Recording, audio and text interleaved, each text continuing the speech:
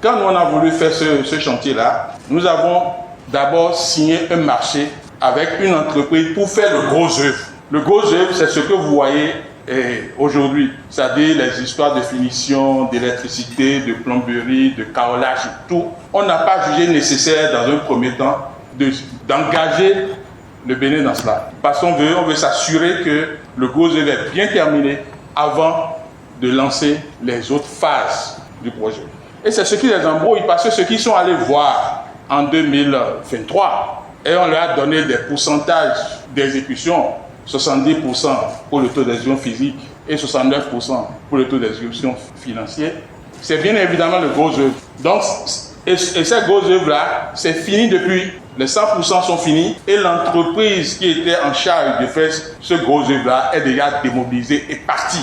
Donc le marché qu'ils sont allés voir en mai dernier, je crois, c'est le marché de finition avec une autre entreprise. Comment veulent-ils que, en voulant calculer l'avancement des travaux en cours d'exécution par une autre entreprise, on recule en arrière pour aller voir ce que l'entreprise des grosses œuvres a déjà fait et est déjà partie. Alors, deuxième chose que je veux dire là pour montrer la mauvaise foi, c'est que le maître d'ouvrage de ce projet, c'est l'Assemblée nationale. Et il y a un comité de pilotage qui gère au quotidien ce marché. Et dans ce comité de pilotage, il y a 2 représentants de l'Assemblée nationale. Et ce COPIL rend compte à la conférence des présidents. Et vous savez que dans la conférence des présidents, il y a quand même au moins 2 personnes issus de ceux qui nous donnent des leçons aujourd'hui. Il y a le président du groupe parlementaire des démocrates, je ne veux pas nommer, et puis le deuxième vice-président de l'Assemblée nationale. Ça veut dire que si ils étaient de bonne foi et ils voulaient des vraies informations sur ce projet-là, ils savent à qui s'adresser pour ne pas se mettre devant l'opinion et dire des inexactitudes. Parce que moi, je ne sais pas insulter les gens.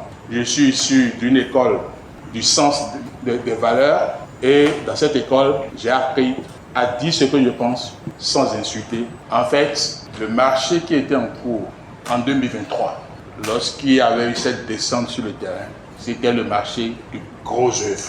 On n'a pas voulu faire comme eux parce que c'est de la mauvaise gestion que de lancer tout ensemble et de donner de l'avance à tout le monde au même moment. Donc le gros œuvre était à 70% en ce moment-là. Et avant la fin de 2023, ce gros œuvre est terminé. Et l'entreprise CSCE qui était en charge de ces travaux-là a été démobilisée. Et une autre entreprise qu'on appelle Jet Contractor a été recrutée pour faire les travaux de finition à compter de janvier 2024. Donc le point qui est fait en mai 2025 pour parler de ces pourcentages qui met en doute, c'est les pourcentages relatifs au marché en cours. Et je vais demander à la régie de projeter la fiche qui leur a été présentée en mai en 2023 et vous allez comprendre que soit ils ne comprennent pas grand-chose, soit ils sont de mauvaise foi. Parce qu'il a été bien clarifié sur cette fiche-là que les travaux en cours en 2023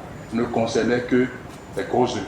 Et après, vous allez projeter le document qui a été projeté la dernière fois et vous allez constater que ça concernait les travaux de seconde œuvre. Nous on appelle ça seconde œuvre, grosse œuvre pour l'autre et seconde œuvre pour l'autre. En 2023, c'était d'autres choses qui étaient en cours. On a évalué autre chose et en 2025, on a évalué autre chose. J'avais souhaité leur répondre, mais en réalité, mon souhait, c'était de rendre compte au peuple.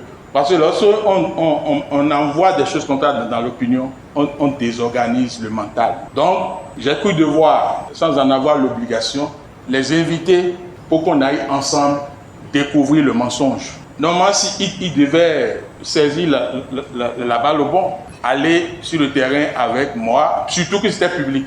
Et c'était une retransmission en direct. Donc, on n'avait même rien à cacher. Donc, si moi j'étais dans la posture qui est la leur, j'irai là-bas, poser toutes les questions, confondre les gens. Mais comme ils savent qu'ils sont de mauvaise foi, ils ont dit non, qu'avant qu'ils ne viennent, il faut qu'on leur fournisse des informations nécessaires pour apprécier le sujet.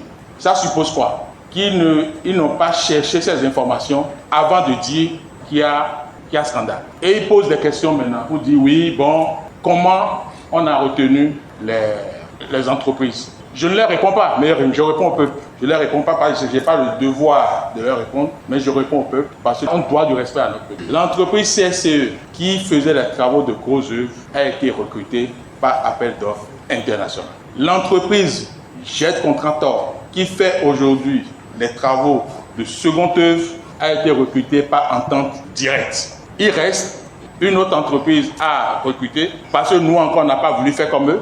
Parce que ce qu'ils avaient fait, même les mobiliers là, ils ont tout passé au même moment et ils ont versé l'avance au même moment. Le président n'a pas voulu ça. Aujourd'hui, on fait la finition, on fait tout et il va rester un dernier contrat qu'on va signer avec une entreprise qui est déjà identifiée, mais le contrat est en cours d'approbation pour faire tout ce qui est mobilier de l'hémicycle, tout ce qui est sonorisation, tout ce qui est éclairage de l'hémicycle. Bon, ils disent que quels sont les avenants successifs qu'il y a eu sur ce projet. Il n'y a pas eu d'avenant sur les travaux, pas eu d'avenant.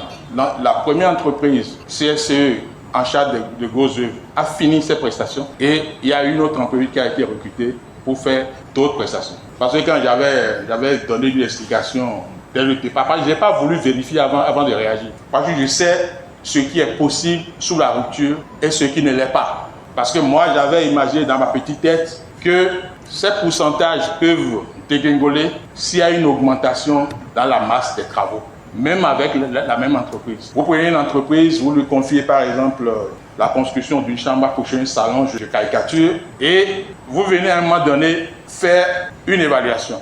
Et vous constatez que cette entreprise est à 50% d'avancement physique. Mais il se fait que vous avez trouvé de l'argent imprévu et vous avez revu à la hausse vos désirs et vous avez dit bon, moi je veux compléter encore une autre chambre à coucher, un salon et je donne à la même entreprise. Si je repars sur le chantier après lui avoir confié la seconde chambre à coucher, un salon et je fais une évaluation du taux d'avancement physique, ce taux il va dégringoler. Parce que le taux c'est quoi? C'est la quantité exécutée sur la quantité prévue multipliée par 100. Si le dénominateur augmente, le quotient va diminuer. Donc, c'est la compréhension que moi j'avais eue sans chercher à comprendre ce qui s'est passé réellement sur le truc. Donc, ils ont saisi ça. Et ils ont cru qu'il y a eu des avenants. Donc, ils demandent combien d'avenants il y a eu. Il n'y en a pas du tout. Il n'y en a pas du tout sur les travaux. Ils disent qu'un travail qui est prévu à 27 milliards, que nous faisons ça à 78 milliards. Ce n'est pas vrai. Quand vous avez un projet, vous faites ce qu'on appelle une estimation. Une estimation n'est que indicatif, ou bien indicative si vous voulez. Donc, en pensant à ce projet, les évaluations ont dit, bon, montant TTC, ça peut être 78 milliards, et le montant OTAS, ça va tourner autour de 66 milliards. Mais ce n'est qu'une estimation. Mais aujourd'hui, le premier marché qu'on a signé avec CSCE pour faire les travaux de grosses œuvres s'élève à 27 milliards environ. Le second marché que nous avons signé avec Jet Contractor pour faire les travaux de seconde œuvre, les finitions dont je viens de parler, c'est 29 milliards. Lorsque vous faites la somme de 27 et de 29, je crois qu'on est à 56. En plus de ces 56 là, il y a des gens qui font le contrôle, des cabinets de contrôle. Bon, il y a l'expropriation, il y a plein de choses, des plateformes et réseaux qui s'ajoutent. Donc aujourd'hui, sur les 78 milliards estimés, nous n'avons engagé que 59 milliards. Les 56 dont je viens de parler, plus environ 3 milliards pour diverses prestations intellectuelles. C'est-à-dire vous faites des choses, mais ça ne se matérialise pas en termes de construction. 59 milliards. Donc nous n'en sommes pas encore aux 78. C'est vrai qu'il reste le dernier marché à signer, le dernier contrat. Je vous ai parlé de mobilier, de sonorisation, d'éclairage et tout, qui aura également un coût. Et c'est après avoir sommé ces 3 coûts-là qu'on saura ce qu'on aura dépensé effectivement sur les 78 milliards estimés.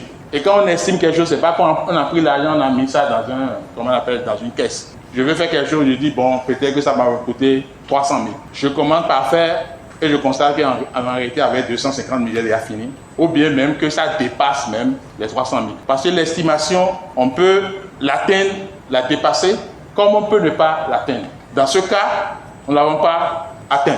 Donc voilà un peu ce que je peux dire sur le premier sujet qui est relatif au siège de l'Assemblée nationale. Aujourd'hui, en résumé, c'est que le gouvernement de Patrice Talon a réparti les travaux en 3 lots. Le premier lot, c'est le gros œuvre. Et il a voulu être sûr de la réussite de ces gros œuvres avant d'engager les autres. Parce que celui qui veut faire le carrelage, celui qui fait la peinture, l'électricité, si les gros œuvres ont échoué, ils ne peuvent pas faire. La preuve, quand ils ont échoué dans leurs gros œuvres là, est-ce qu'on a encore un projet de l'Assemblée nationale aujourd'hui? Donc, 27 milliards, plus 29 milliards, 56, plus environ 3 milliards, plus quelque chose que je ne connais pas encore. Parce que celui qui va faire le mobilier, va faire son devis et puis on va l'accepter. Donc, je voudrais demander au peuple de ne pas écouter ces sons de cloche, qui ne sont pas de vrais sons de cloche. Et la preuve, c'est qu'ils sont 2 du même parti. Un qui a louangé le projet, et celui qui a louangé le projet n'est pas n'importe qui, on le connaît. Et un autre qui vient dire que, donc ça veut dire qu'il soupçonne également, comment on appelle celui-là qui est membre de la conférence des présidents.